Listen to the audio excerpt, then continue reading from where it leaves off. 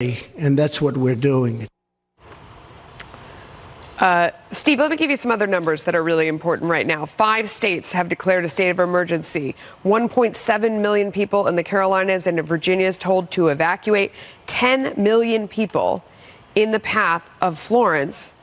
And instead, they're fighting back and forth about what happened in Puerto Rico. It is incredibly distasteful. Yeah, totally. I don't know why the president weighed in on this one. The word that came to my mind was just completely unseemly. I mean, what is this about?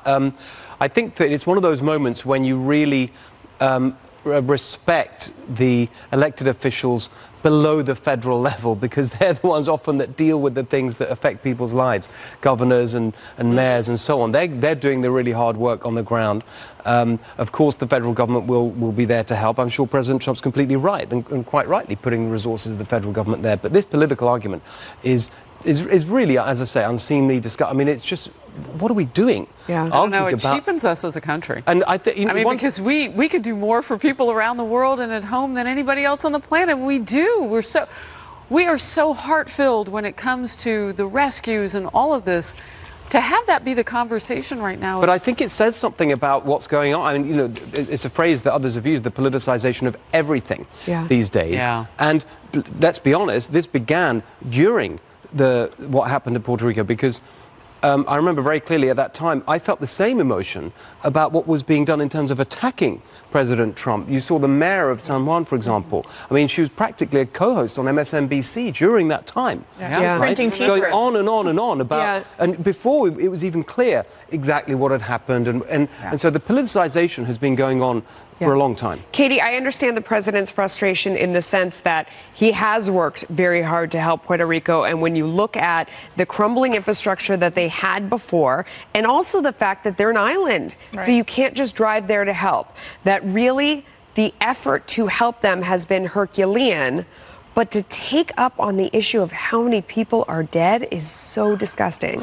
Well, the first thing I want to say is that the politics of hurricanes didn't start with Donald Trump. It started with George W. Bush and Hurricane Katrina, when there was a huge back and forth between what the local government didn't do, what the federal government didn't do. There's that famous photo of President Bush flying over and looking down on Air Force One, and people said he was out of touch. That's when it really started to be something that people use as a political argument. To argue over these numbers, I think that that's for another time. There can be valid questions about how these things are determined, who's more responsible, the federal government or the local government, in terms of response or preparedness. But the problem right now is that's a huge distraction from the preparedness for this current hurricane, and it doesn't allow local and federal officials to learn from the mistakes of what happened. There are always things that can be improved. Nothing ever goes 100% according to plan. That doesn't mean that people didn't try to prepare as much as possible, do as much as possible, and get the resources on the ground ahead of time. And also, I think comparing apples to oranges. You know, Harvey, there was a death toll of 82, I believe. Puerto Rico, we're looking at a number of 3,000.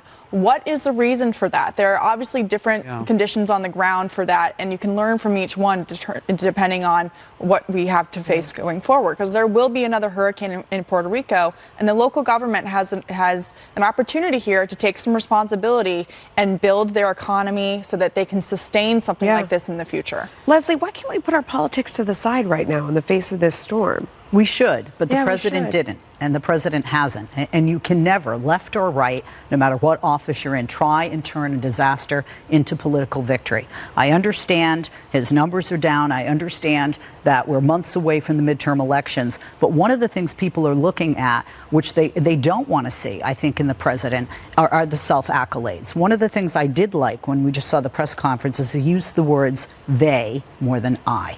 You know, they're ready. The first responders are prepared. They're ready. Another thing I think on a local level that the communities are looking for, and to your point about Puerto Rico being an island, absolutely. I mean, right now we're seeing in North and South Carolina and Georgia an infrastructure, if you will, with the federal government and FEMA and that response program, much more prepared than Puerto Rico. But people are going to be, look, where's the distribution? Water, for example, that they found wasn't distributed properly in Puerto Rico. Food, shelter, and healthcare. They are going to look to that. But quite frankly, I really don't think that comes to their mind, most Americans, when they go to vote. I really don't. So there shouldn't be a reason why anybody should politicize this. However, funding that is essential. To take money from immigration, and Homeland Security has assured that ICE is going to pull back, and they're not going to. That was an example of exactly what you're talking about. That was politicizing it, and it turned out not to be true. Right. But this is not what people are going to vote for when they go to the polls in November. And this is why I think whether you're the president, whether you're in a local office in any of those states, you don't politicize this. This is about people and preparedness and getting the supplies they need to them in a timely manner. I think one of the complicating factors when you talk about